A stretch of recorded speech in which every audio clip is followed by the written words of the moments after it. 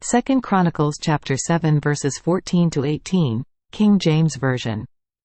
If my people, which are called by my name, shall humble themselves, and pray, and seek my face, and turn from their wicked ways, then will I hear from heaven, and will forgive their sin, and will heal their land.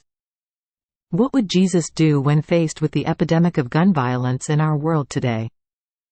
Would he advocate for stricter gun control measures to protect innocent lives? Or would he emphasize the importance of addressing the root causes of violence, like poverty and mental health? Jesus taught us to love our enemies and turn the other cheek, but does that mean we should remain passive in the face of gun violence? Perhaps he would encourage us to work towards peaceful resolutions and promote non-violence as a solution. Jesus modeled self-sacrifice and laying down his life for others, so would he challenge us to do the same? Would he support efforts to create safer communities and implement preventive measures to reduce gun violence?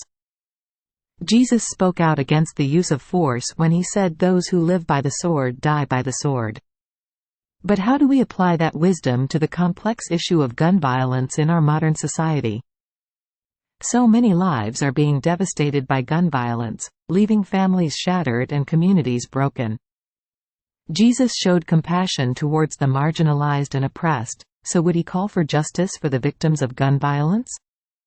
In the face of tragedy, would he call us to come together as a society and work towards healing and reconciliation? Gun violence is a complex issue with no easy solutions, but we can look to Jesus for guidance and inspiration. He challenges us to examine our own hearts and consider how our actions contribute to a culture of violence. Jesus' message of love and hope can inspire us to be agents of change and work towards a more peaceful world. We must resist the temptation to succumb to fear and division, and instead strive for unity and understanding. By following Jesus' teachings, we can create a society where gun violence is no longer a tragic reality. It requires honest conversations, empathy, and a commitment to addressing the underlying causes of violence. Are we truly living out the teachings of Jesus when it comes to gun violence? May we find the strength and courage to actively pursue solutions that honor the teachings of Jesus in our response to gun violence. Together, let us seek to be the hands and feet of Jesus, working towards a world where all can live free from the fear of gun violence. Thanks for watching. Please subscribe, like, share, comment, and leave prayer requests.